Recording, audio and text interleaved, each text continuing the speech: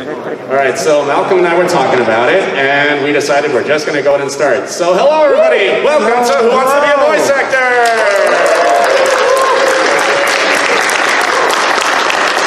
We're all so glad you lovely people decided to join us today on your Friday afternoon. Some of you might be hungover, some of you might not be. Either way, thank you so much for coming. We love doing this panel every year. So quick question, who has attended this panel at this con before? A bunch. Oh, so many of you. Thank you so much for coming back. And many newcomers, I see. Yeah. Thank you. Unfortunately, the mainstays, Kaiser and Bosco, could not join us this time around. We miss them very much. Well, we miss Kaiser. We don't. Yeah. If I never do another panel with Bosco again in my life, it won't be too soon. But anyway.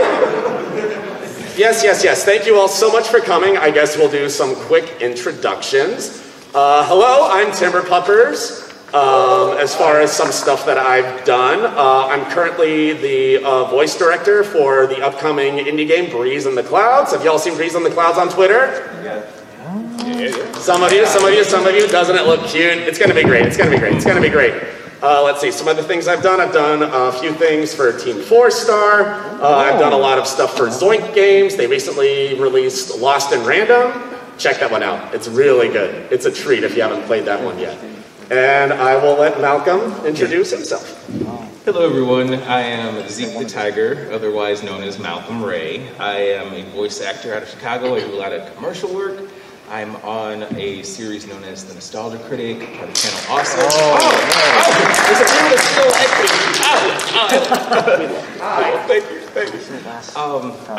I do a lot of indie voice acting. I'm in a game called Bulletville. I'm in the Black Sands. Let's see, what else? I'm trying to think. I know, whenever this comes up, you always blank out like, wait, what the hell have I done? What am I in? Lackadaisy Cats. I play Nico. It's a boy. Yeah, Nico. You know, you do you record day in and day out, it all starts to blur together, and it's like, wait, was I in that thing? Did I do that? It's a mess. Yeah, and then Tome, terrestrial open. Oh, yeah. Yeah, the Herbivore. I always have a hard time saying the name. But yeah, I do a lot of voice acting, and I love being here. Hello. Oh.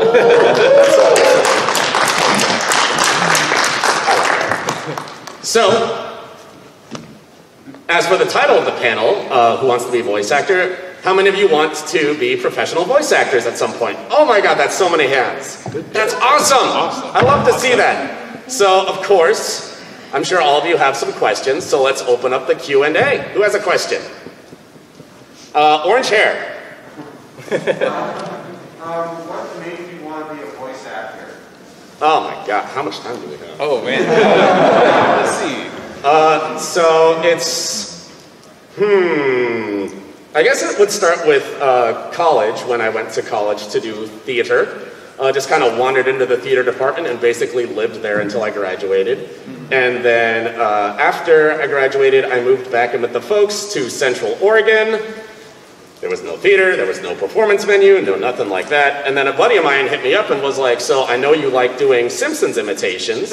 Why don't you check out this online forum for amateur voice actors? And I was like, that sounds okay. So I grabbed my crappy $10 built-in microphone and just started auditioning, eventually upgraded to a better microphone, got my first paying gig. It was only $50, but still, got my first paying gig, and I was like, you know, I think I got something here.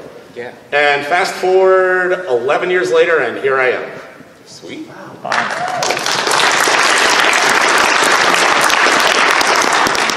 Let's see. I've always had an interest in film and media arts and acting and whatnot. Since I was tiny kid. But it was when I got into college into film school. I was at Columbia, and I just had to find something to fill that elective credit course thing. And I noticed they had voice acting in there, and I was like, oh, that's curious. So I decided to check it out, and in that department I ran into the likes of Ed Bosco. He was like a TA director during that time. He was a hot shot in Columbia. I never want to hear Bosco described as a hot shot ever again. Oh, and Jason Marnoka, if anyone knows who that is, I ran into him as well. And then my teacher just asked me if I was interested in continuing it professionally, and she ended up introducing me to her agents. And yeah, from there I just broke in back in 2012. So yeah.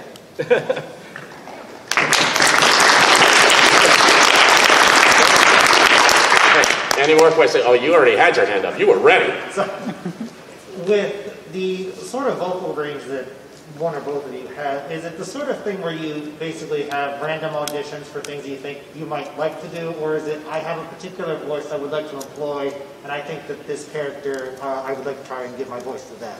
What's your process for picking up jobs, I suppose? So as far as auditioning goes, it really depends on what level you're at. When you're just starting out and you want to hop online, there's websites like Casting Call Club where you can hop on and just like kind of audition for whatever you want, really, and try whatever you want. In fact, it's encouraged to try whatever you want when you're just getting your feet under you. As far as once you progress in your career and maybe you start getting hit up for like non-union auditions or union auditions, typically you're going to have like a demo, your agent or the studio is going to have an idea of what your range is, and they're going to generally pick out certain characters they want you to audition for.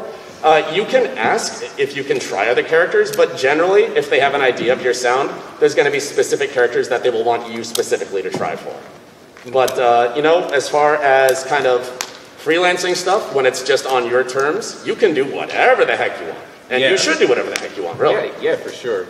Knowing your strengths, like starting out is good to kind of like try different things, but eventually you want to develop a sense of your voice and what your capabilities are, just so you know where you can strike, you know what I mean? Because you're going to get, like, throughout the course of an acting career, you're going to get a bunch of different auditions, but knowing where you're going to,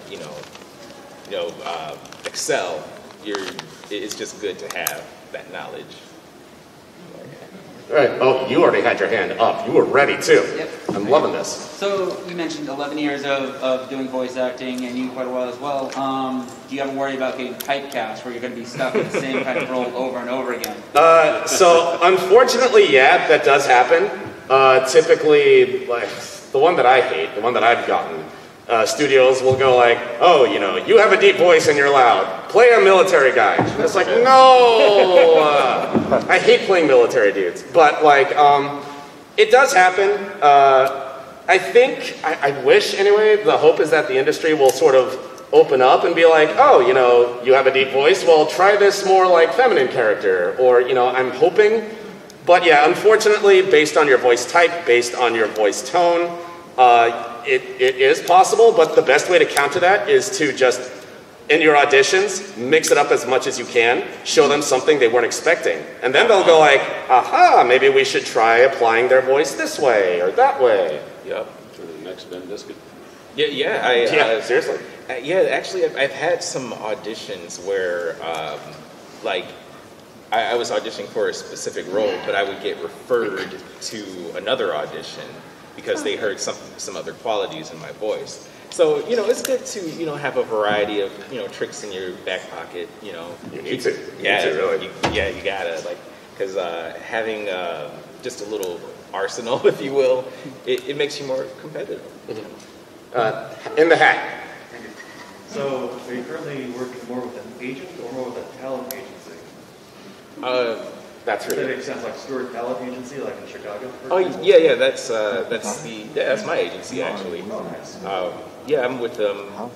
That's who I work with. I guess that's a talent agency, not just a single agent. Oh. Yeah, that's an entire agency. They're in New York, California, and Georgia as well. So Atlanta, I might hit up Tyler Perry and never know. For the show. Right. In the suit. Lou, or no. What would you say would be the biggest difference, if there is a difference, between auditioning for a character role, like, for an animation or something like that, versus auditioning for a narrator type role, or maybe something that you're doing some kind of commercial or interstitial type media, like you're narrating a commercial or an advertisement? Would you say there's different things you do between those two kinds of Oh yeah, absolutely. I particularly have a little bit of interest in the latter. Okay. So cartoon voices and things like Oh that? yeah, that's actually a really good question because it allows us to bring up the point that in the voiceover business, especially when you're starting out, like 90% of your paycheck is going to be commercials. Because commercial copy is being written every single day. Good character copy, on the other hand, here and there, here and there, and especially a lot of character copy for like, potential pilots doesn't even make it through the door. So honestly, about 90% of what you're going to do is for commercials. Now, to more directly answer your question, when you're auditioning for a commercial, it is going to be very different because with the character, they may not necessarily be looking for your natural tone. A lot of your character stuff is going to be close to your natural tone, but there's a lot more room to mix it up and, experiment. With commercials, though, especially nowadays, the market trend is they want you to sound conversational, which is basically just your, like, I air quotes, because I hate conversational words, honestly. It's so boring. Not like an actor. Natural, not at all like an actor. We want you to sound like a guy off the street. I'm just like, then just get a guy off the street. But anyway, so it's just going to be very like dialed down, just your natural dialect. The note that I always hear is like you're talking to a friend, and it's like, okay, so I'm going to just sit down with my friend and tell them about the low cost of my tire change I just got. But yeah, honestly, that's the style that they're going for. So, and there is a tendency when you're reading that kind of script to just go into that, hard sell tone, which is, commercials how they used to be, come on down to Big Bob's Emporium of Big Bob's blah, blah, blah. They don't want that anymore. I wish they wanted that because, oh my God, that's so fun to do. But yeah, honestly, it's just finding that right balance between just being like, having a conversation with someone, again, not sounding too excited because then it goes into the hard sell. So just, if you can figure that out in your mind, sit down, have a conversation with a friend, pretend to. That's the tone they're looking for in commercials nowadays. Okay. If you want to follow it up with anything about narration specifically. Oh, narration. You're like, if you get an agent or if you work at with a talent agency, they'll gauge like what kind of roles to kind of pitch you for, like the clients to set you up with, and if you are specifically interested in narration, you can do that. But also, you can just set up, yourself on Audible, and just kind of like cast a line and see if anybody will bite. But yeah, I've done some Audible narrations before as well. How many of you know Dude, Where's My Fox? I don't know. No? Okay, never mind. I'll leave it alone. Ouch. Ouch. I see a whole bunch of questions. You had your hand up right away. Oh, me? Yes. What would you say the demand for like fundamental technical skills are? Like how often should you work on like standard vocal technique, like resonance, range, that kind of thing? I mean, that's basically like a necessity that I think you should always have in your toolbox. And the best way to develop that kind of skill is to just practice. They're never going to be just looking for that though. They're always going to be looking for like, if you have a good vocal tone, great. Now, can you act? Yeah, can you sell me, an oil change? So yeah, that's just like a basic technical skill that you are just going to need, period. If you, don't have good breath control or you don't have good resonance, you're not going to really make it very far. But the good news is those are things that you can absolutely work on, and it's just practice. Yeah. And then you had a question. You mentioned Casting Call Club earlier and online websites, and is there any like red flags to look out for? Because I know personally when I've auditioned for projects, I'd get the role and then the project would sort of just fall apart and then the role's gone. Yeah, unfortunately at the beginner level, especially if it's like a project being run by, just somebody doing it as a passion project, it can unfortunately fall off. And the final product will never make it out there. That is just something you kind of have to expect. At that level, a good way, though, to make sure that you're working for the right person is, look at their profile, see if they've completed other works previously. What's their track record? Always look at track record. And this applies at the beginner level and also at the advanced level. And especially if you're, if you're looking for like an agent and they're like, oh yeah, you have to pay me all these fees up front. That's always a scam. So you always want to research the person who you're investing your time in. So, yeah, anything you want to follow up on that? Or? Yeah, definitely.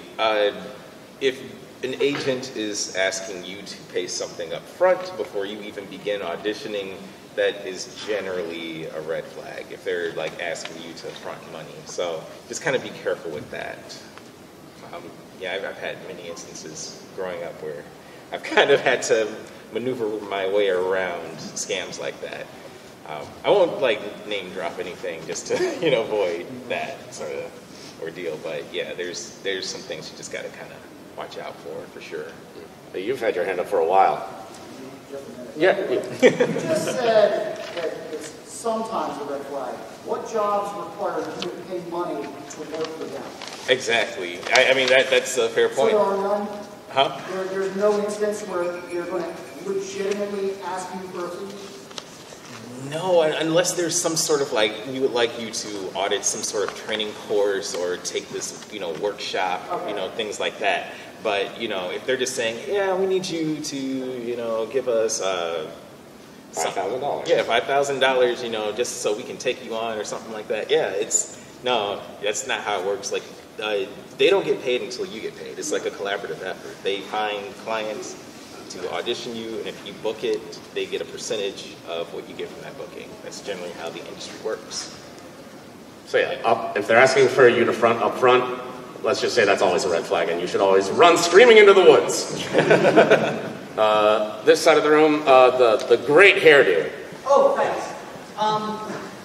The pros and cons of so like even before the pandemic, a lot of voice actors were working from home. Yeah. Mm-hmm. Are there any like pros and cons of the sort of working from home versus going into a studio? I mean, the pros are you can record in your PJs. Yeah. That is just chef kiss. Yeah. With a lot of non-union stuff, you're typically going to be working from home anyway. And actually the industry, that's actually an interesting question because the industry has started shifting more towards doing remote work, especially with quarantine being a thing. Yeah. And I don't know if studios are sort of bouncing back from that, but for a while it was all remote. Yeah, it's interesting. It really depends on how the industry is because there's so many shifts. Like we are now seeing more at-home remote recording happening now. But it's like they still want that level of quality sometimes. So it's an interesting wrench that's been thrown into it. Yeah. But that's a good question. Like it's just about ebbs and flows. And I would say a major con is you have to learn how to self-direct, which is actually a very, very tricky skill. Having a director in the room is always 100%. You're going to get a better performance because they may hear things you don't, especially if they're a trained director. They will always get the best work out of you that they can.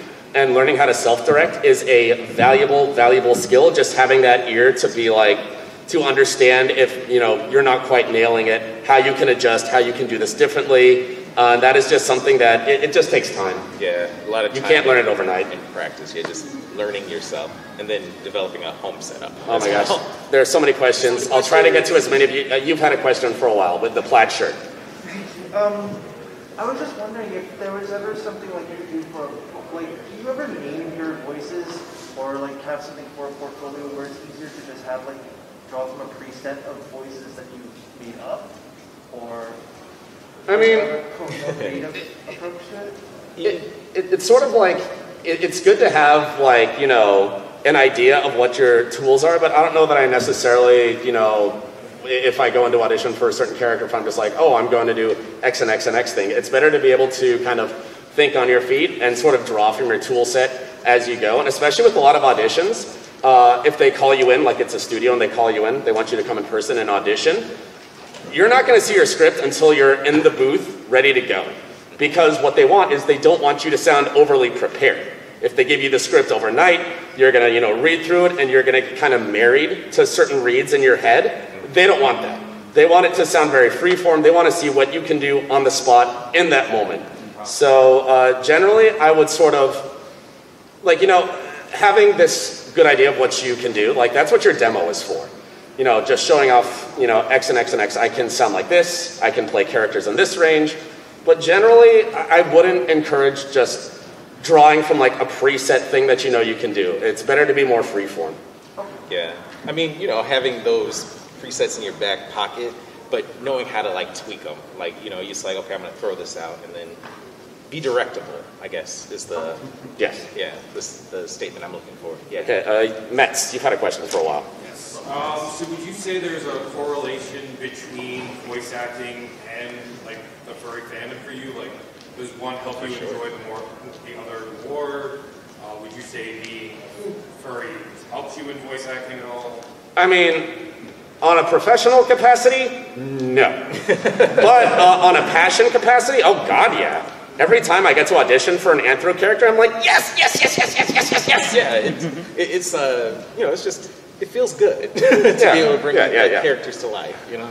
Yeah, I mean, when I got involved in Breeze in the Clouds and I saw all these colorful cartoon animal characters, I was like, yes, this is my dream.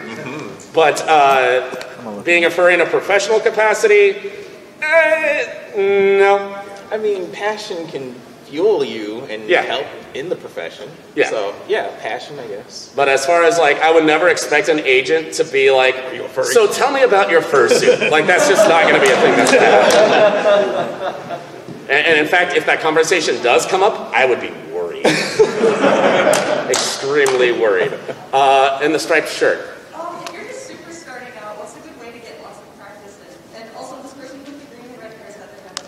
Okay, I'll get. Oh my gosh, thank you so much. Yeah, I'll get you next. We'll get you next. That's actually a great question.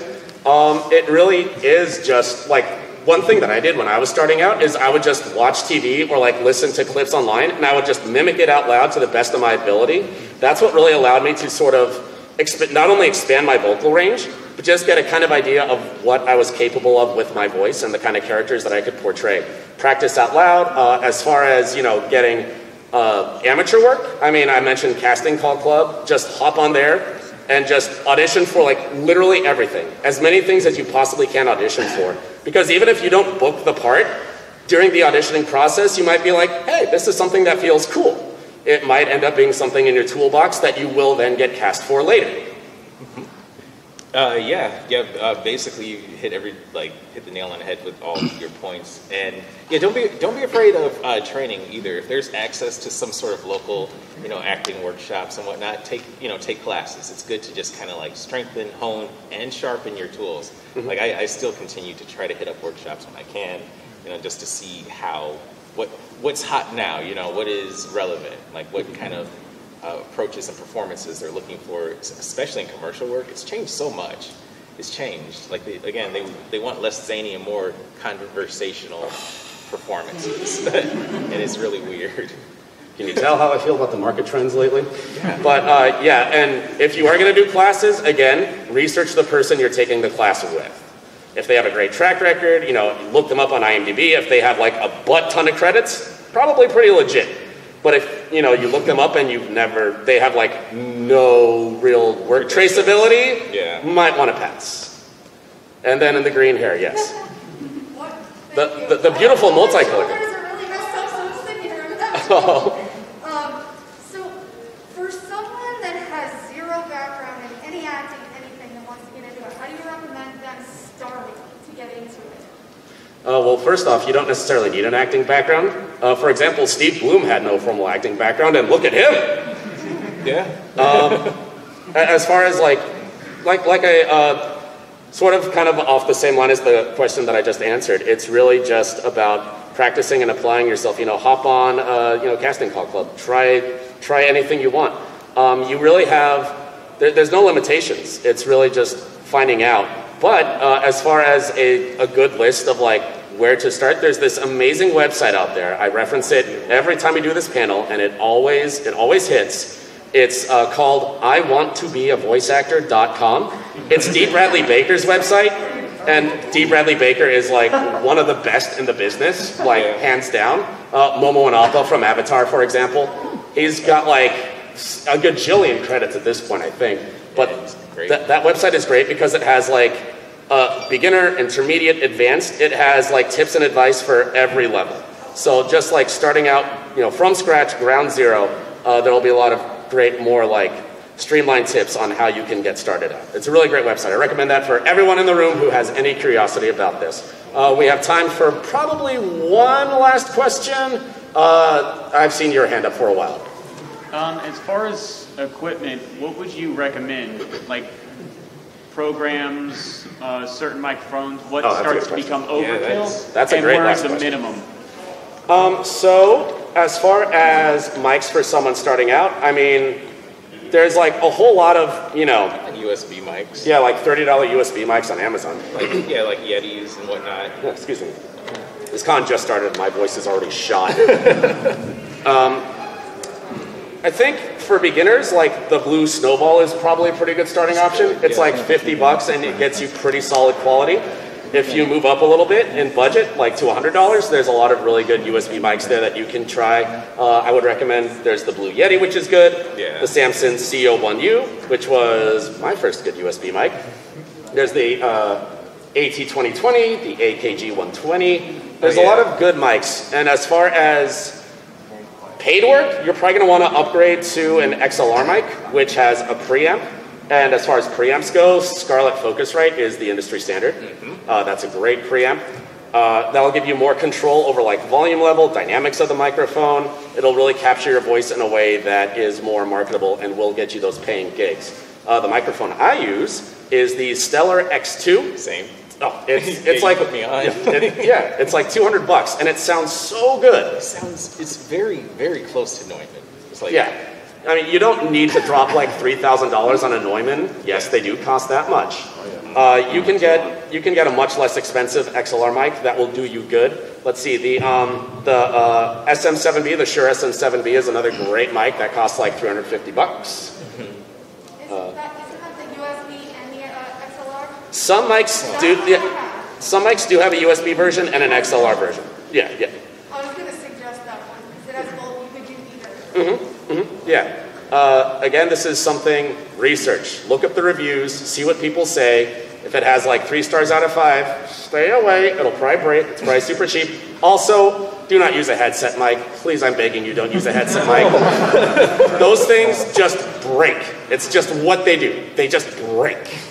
As far as like getting a good dedicated like USB desktop mic, I've had one that lasted for like 5 years. Those things will get you much more bang for your buck. But again, please stay away from headset mics. They'll just break after a year. And software like Audacity, Adobe Audition. I use WavePad. That's a good one. WavePad, yeah. Audacity is good for starting out because it's completely free. There's no like trial edition or anything. It is just straight up free. It's a good little program. It's open source, isn't it? Huh? Oh, I said it's open source, isn't it? Maybe. Yeah. Not sure. All right. That's going to wrap up our Q&A, which means it's time to have y'all come up and read some scripts. I love the excitement. I love the excitement. So here's how this is going to work. We're going to ask for some volunteers from the audience to come up and read some scripts. And you're going to come up, you're going to look at the script, familiarize yourself with the character, you're going to read one round, and then we are going to direct you. Because as Malcolm mentioned earlier, the best skill you can have in voiceover is to be directable. If you can take direction well, that is probably maybe even the most valuable skill in voiceover, honestly, I'm going to say. Because if you don't work well with the director, you're not going to get called. They're not going to call you back. Right. So, our first script is from the upcoming indie game that will surely be a hit amongst the fandom because all the characters are cute, adorable anthro characters. Breeze in the Clouds. We have Pyle. He's a big, goofy bear. Cloud domain supervisor, well-intentioned, adorable, lovable, but in over his head. Who would like to read for Pyle? You have your hand up like immediately. Come on up. No, that's ours. Don't worry about it. Okay, cool. Here's the script for Pyle. Look at him. Ain't he cute? Ain't he cute? Yeah. He is so cute. He is so cute. All right, next character is Cole, Pyle's assistant, who actually runs the show. Bossy, sassy, on top of things. Who would like to come up and read for Cole? By the way, I'm not looking for specific genders. We're going to gender fuck this whole thing. So anybody can raise their hands for any character. Did you see that fabulous glove in the back? That is a fabulous glove. I got to pick the fabulous glove. Oh my gosh. Yeah. It's like this. Oh, and they're in a suit head too. Yeah. Even better. Even better. I knew it. Oh my goodness. That's awesome. Oh, that's so fun. On the jacket, come on. I mean, come on. Come on. That's great.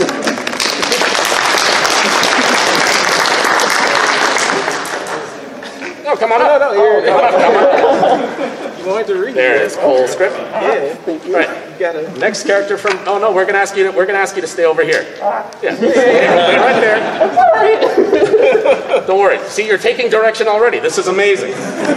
So our next character is Float, direct assistant to the king. Nerdy, sarcastic, and a bit egotistical. Who would like to? You had your hand up like instantly.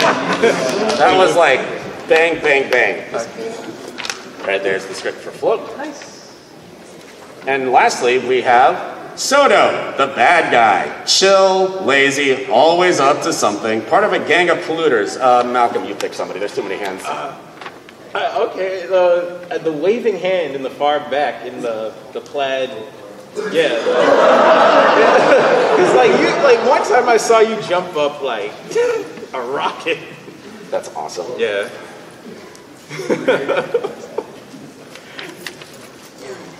Yeah, very animated. I like the energy. So there's the script for Soto. So, let's see, how should we do this? Here, we'll get a mic.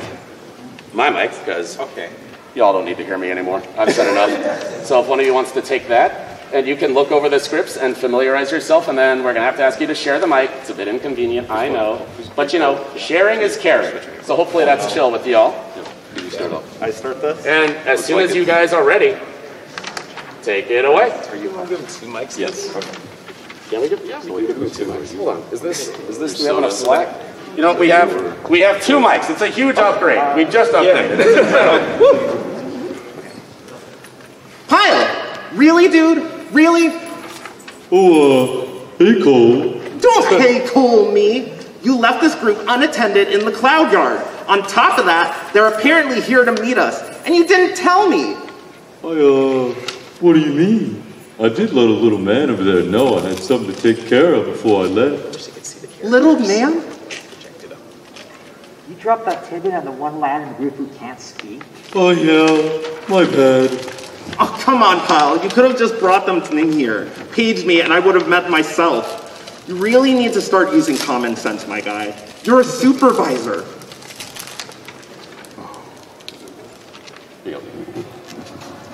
Pardon the interruption, but Pyle, was it? You're the supervisor, right? He is. And pardon my interruption, but who are you? Oh, he's, actually not sure. We kind of just met recently. Like, a while ago? Really? Neither of you actually know each other. And I suppose he's here for a meeting as well, and you didn't fill me in on that either. Wait, team, this dude is a pollutant. Unlike the last encounter we had, this guy's emissions are easily traceable. Fossil fuel based, I'm gonna guess sulfur dioxide? Yeah, well, you got me. So I'm supposed to be looking for the supervisor here, though I didn't get much detail on who they were or what they would look like. Wait, so you're like a bad guy or something? He sure looks dodgy with that layer and that tattoo and the like. That's a rude generalization, but yeah, my bad, dude. I didn't know that you were the supervisor, though. Couldn't tell. His name is literally on the front door. Anyways, thanks for all the maps and designs and stuff. They'll be useful. Gotta bounce. I'm not much for meetings and stuff. I don't know what you're up, but you're not leaving. I'm in agreement with that. All right, team, let's restrain him. Okay. Round of applause.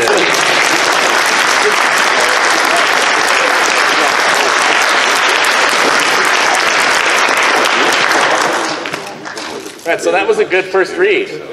Yeah. Now we're going to give you some direction. And again, being directable is your best skill that you can possibly have as a voice actor. You want to split the characters up? Sure. Okay. I'll start with Pyle. So that was a really fun read. I like the approach that you had with the character. The one thing that I would like you to focus on and play up here is being a little bit more in the moment, like especially when Cole is like, he's just tearing into you, he's just chewing you out. just being a bit more like, oh, like, you know, that hurts my feelings a little bit. Reading into the dialogue and finding subtext for the dialogue is absolutely what you should be doing at all times as a voice actor. So if you can really play into the more emotional reactions of, like, you know, being totally chewed out in front of a bunch of strangers, that sucks. That hurts your feelings. How do you feel about that? Look into that and see if you can draw more emotion out of that, I would say. Why don't you do Cole? Great job, dude. As Cole, I really like that approach. Yeah, bossy, sassy. Yeah, keep on. Keep that up for sure. And yeah, take a moment and like react like to what they're saying. Like really like kind of process that. And I feel like that's gonna really amp up the character even more. But good approach. Good instincts. I would also even say for Cole, like, you know, even more sass. Yeah. Even more like, dude, really? Bitch, please. Yeah. Put some sass on that. Some sarcasm maybe. And for Float, I like the approach. Definitely got the kind of nerdy vibes from that read. I would like to hear more sarcasm. Sarcasm is very essential to this character. It's a big part of who he is. He's kind of a jerk, even a little bit. Look at that! Look at that sassy little guy. Like he can be kind of a jerk. So play up the sarcasm, and then why don't you hit up Soto? Soto, okay, yeah, good. I like your chill, laid back approach to talking. Maybe just have him kind of like be a little frustrated that he's having to have this conversation to begin with. I guess to talk to these people. You know, maybe just kind of like, you know, like that Shikamaru. Yeah. If you're familiar with Naruto, just kind of like, what a trash. Dropping a Naruto reference. Yeah, you know, I got it drop. But yeah, yeah, feel free to like, you know, speak up. You know, just kind of like, yeah. All right, if you guys want to ruminate on the script a little bit more, but otherwise, whenever you're ready, take it away.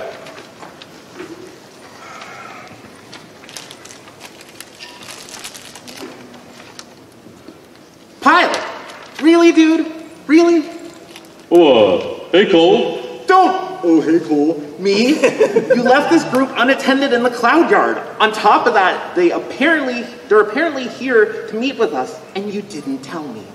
Hey, what do you mean? I did let little man over there know I had something to take care of before I left. Little man? You dropped that tidbit on the one lad in the group who can't speak? Oh, yeah. My bad. Come on, Pyle. You could have just brought them in here, paged me, and I would have met them myself. You really need to start using common sense, my guy. You're a supervisor. Pardon the interruption. Pyle, was it? You're the supervisor. He is. And pardon my own interruption, but who are you? Oh, he's, actually not sure. We just kind of met recently. Like, a while ago. Really? Neither of you actually know each other. And I suppose he's here for a meeting as well, and you didn't fill me in on that either. Wait, team, this dude is a pollutant. Unlike the last encounter we had, this guy's emissions are easily traceable. Fossil fuel based, I'm gonna guess. Sulfur dioxide. Yeah, well, you got me. I was supposed to be looking for the supervisor here, though I didn't think I'll get much detail on who they were or what they would look like. Wait, so you're like a bad guy or something?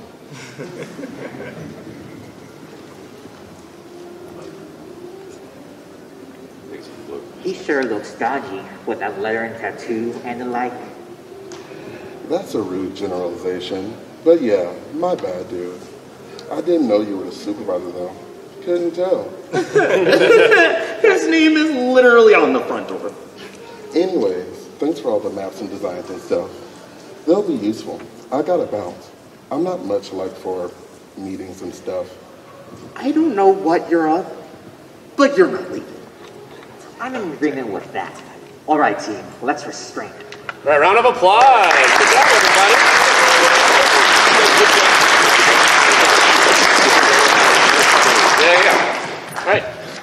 take those microphones back. You can all take a seat. Thank you so much for volunteering. Thank you. Yeah. Do you want the scripts back, or? Oh, yeah, we do need the scripts back. I should have mentioned that part. Should have mentioned that part. Thank you. All right, why don't we do that scene again? Last time we had all male voices. How about we get some female voices this time for the characters? Why not? Would any female voice people in the audience like to come up and read some characters? I see a hand way in the back. Come on up, come on up. Yes, you with the amazing hair. Oh my goodness, that's incredible. Oh, that's fabulous. That is just fabulous. Pigtails become ears. Oh, thank you. All right. Oh, okay. Oh, okay. That's incredible. Now I And see. we need Yeah. two more volunteers. Would anybody else like to come up? I see in the back. Yes, you with the glove. Please come on up. Please come on up. Any other? Let's see. Any other female voices? Potentially. What? Oh, with the glasses. Sorry, do you have glasses? I can't tell. Yes. Yes. Perfect. All right. I'll let you all pick. Which one of you would like to do Pyle? Any one of you can do Pyle. Any one of you. Yeah, you look like you would be an amazing Pyle. And you know what? You look like, I want to get some sass from you. I'm giving you Cole. And which one of you would like to do Float, the nerdy mouse? Awesome. There you go. And that leaves you to do Soto. All right. If you guys want to take a look at the scripts for a minute, familiarize yourselves a little bit, I'm going to hand you some microphones. Testing. And as soon as y'all feel like you're ready to go for it.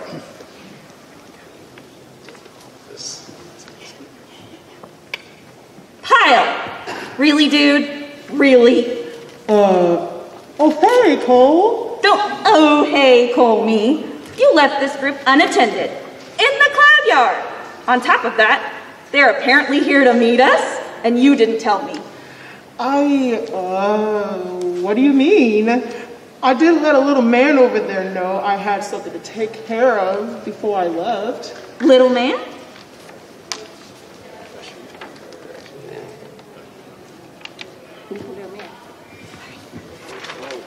Did you drop that one tidbit on the one lad in the group who can't speak?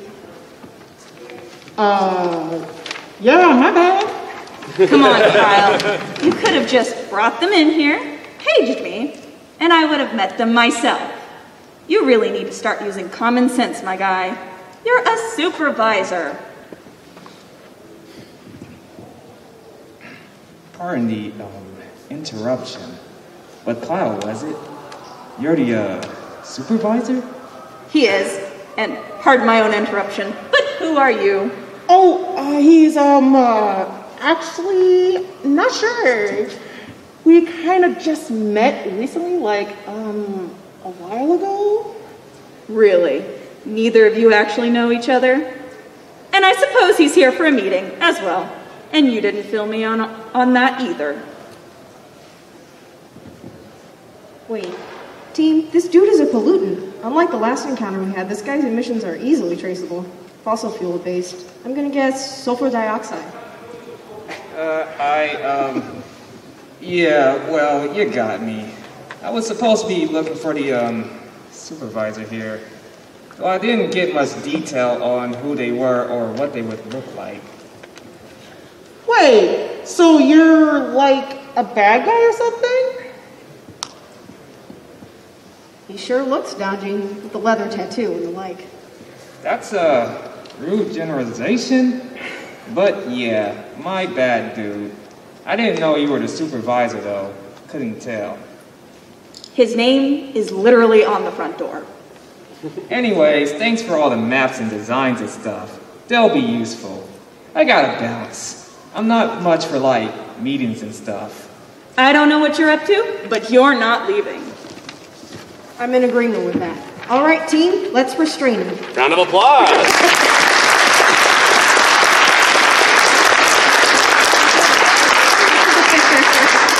That was fabulous. Yeah. I'll start with Cole. Love the attitude. The attitude was there. Exactly what I would want with that character. with the direction, I'm going to challenge you a little bit.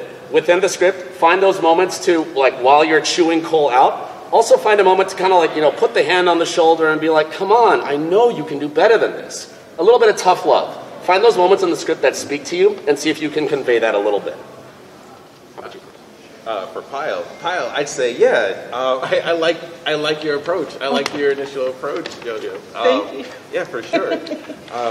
Yeah, you're giving him like some of like, you know, the oafishness. He's kind of oafish, and that's the perfect approach with Pyle. Maybe, you know, make him give him like a little, you know, nervous chuckle in what he's doing, because he's, you know, he's self-aware of his oafishness, I'd say, and yeah, let's see where you can take that, like where he's just kind of like, my bad, you know. Okay. For Float, I like the initial read. I liked the very like subtle sarcasm that you snuck in there. What I would like you to play up though is kind of like, you know, those nerdy moments, like, you know, the anime moments, pushing up your glasses. Aha! Like, you know, especially when you're calling out Soto, like, you know, find that moment to be like, you know, you're a know-it-all. You're showing off here a little bit. So yeah, find that moment and see if you can express that. And then for Soto? Oh, for Soto? Yeah. Play up that, he's kind of, yeah, he's lazy. He's very lazy. He's just like, it's like, sorry for the interruption, I guess. You know, just kind of like, be a little detached, like kind of almost sardonic. Yeah. Yeah. Like, man, I don't want to be here. Yeah, just kind of like very flighty and aloof. You guys are busting my chops, and I just want to go take a nap. Get off my back. Yeah, like that. Yeah. So, good. Whenever you feel like you're ready, take it away.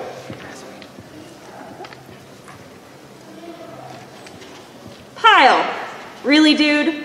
Really? Oh, hey, Cole. Don't. Oh, hey, Cole. Me. You left this group unattended in the cloud yard. On top of that, they're apparently here to meet with us, and you didn't tell me. What do you mean? I did let the little man over there know I had something to take care of before I left. Little man. You dropped that one tidbit on the lad in the group who can't speak. Oh, yeah, my bad. Come on, Pyle. You could have just brought them in here, paged me, and I would have met them myself. You really need to start using common sense, my guy. You're a supervisor. Pardon the interruption, but Pyle, was it? You're the supervisor? He is, and pardon my interruption, but who are you? Oh, he's actually not sure. We kind of just met recently, like a while ago. Really? Neither of you actually know each other. And I suppose he's here for a meeting as well. And you didn't fill me in on that either. Wait. Good job. Team, this dude is a pollutant. Unlike the last encounter we had, this guy's emissions are easily traceable. Also fuel-based. I'm gonna guess sulfur dioxide? Yeah, well, you got me. I was supposed to be looking for the supervisor here. Though I didn't get much detail on who they were or what they would look like. Wait, so you're like a bad guy or something? Yeah, he sure looks dodgy, with the leather and tattoo and the like. That's a rude generalization, but yeah, my bad, dude. I didn't know you were the supervisor, though. Couldn't tell. His name is literally on the front door. Yeah, anyways, thanks for all the maps and designs and stuff. They'll be useful. I gotta bounce. I'm not much for, like, meetings and stuff. I don't know what you're up to, but you are not leaving. I'm in agreement with that. All right, team, let's restrain him. Good job, good job.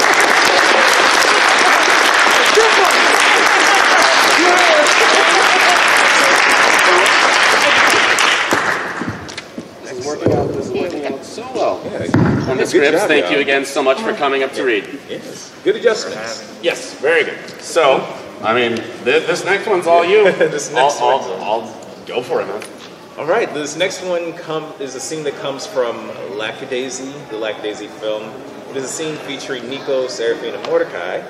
And they are in the middle of a high-speed chase, trying to chase down some bootleggers. They're shooting guns and bantering with each other. So we've got Nico, who is played by me. We've got Seraphine and Mordecai.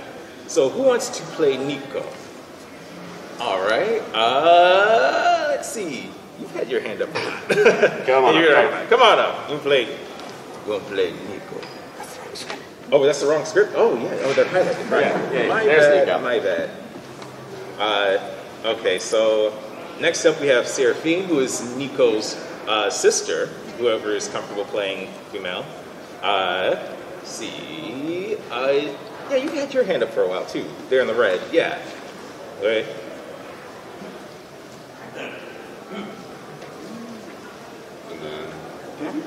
And then we have Mordecai. He is the de facto leader of this troop. That hand came up instantly. Right here? Yes. Okay. Come on up, come on up, come on up. So this is a 3-person scene, and this is a short scene. But what's great about short scenes, and what's great about having very little dialogue, is finding a way to express your character and their personality with very little to work off of. It's a good challenge. It really is. It really is. Did you want me to read their character descriptions, or? Oh yeah, go ahead and read their character descriptions. Tell us a little about these characters. This is all you, so. Okay, yeah, for sure.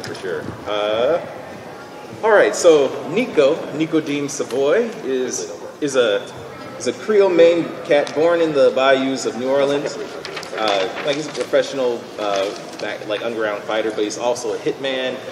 He's laid back, but he really cherishes the chase, the hunt. He's just he's a chill dude, but he'll get to killing you. And Seraphine is essentially the same way. Really loves her brother, and sultry femme fatale persona commands respect. And Mordecai, he is just kind of like the annoyed de facto leader, kind of the Mo of the Three Stooges. And so, he's just kind of got to deal with these two bumbling, rambunctious, very highly trained assassins.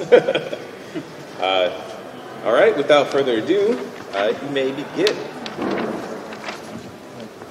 Which one do you think of? Okay, so we start off. I think I swallowed a bug. Oh, you got a big fat babette for dinner? No fair.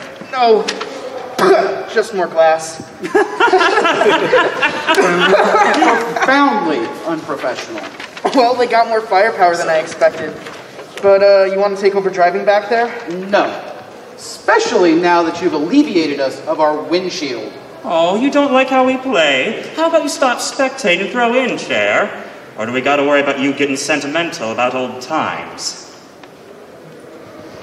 I'm not the sentimental type. And then he reaches for his weapon.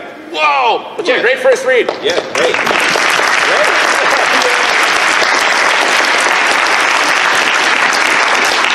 Something that all of you did very well was reading the directions. Great work on the laughter and especially the coughing up the glass. That was so well done.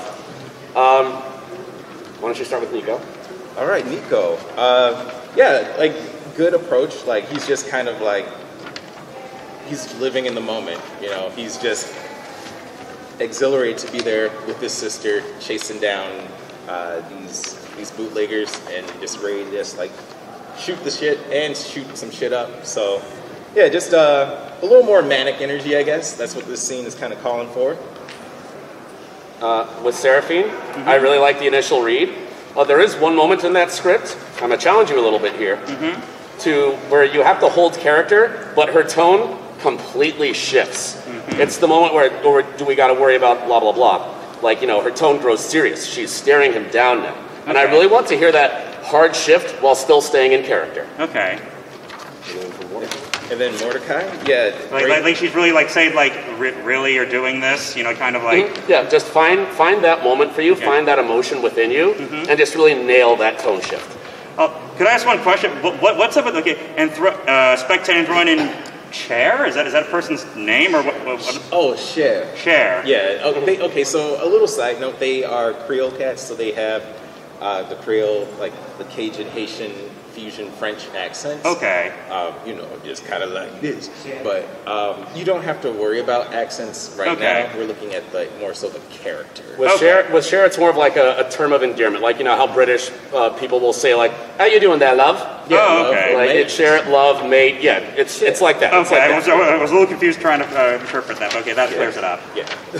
My bad. And Mordecai, great job. Maybe play up just some of the urgency here. Like, general direction for everyone is just kind of, we're in the middle of like a shootout. Like you're chasing down these people. Like you're blasting, you're busting caps, and you're in this jalopy. Just kind of like bouncing down the road. It's gonna be fun when this comes back. But let's see how you take that direction. Whenever you're ready.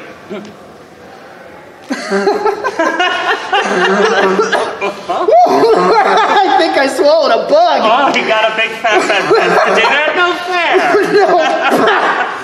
Just more glass. Profoundly unprofessional. Yeah, well, they got more firepower than I expected. You want to take over driving back there? No, especially now that you've alleviated us of our windshield. If you don't like how we play, how about you stop spectating and throw in share?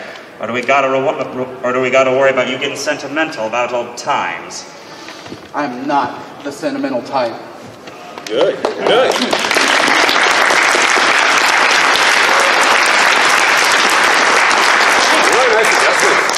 Really nice adjustments. Did I do that second, that shift okay? Yeah, everybody did great. Asking questions. Thank you. Asking questions is also really important. Okay. So, thank you. All right, folks, unfortunately, that is all the time that we have. It is now 2 o'clock, but thank you all so much for coming. This was so much fun. We really love doing this panel.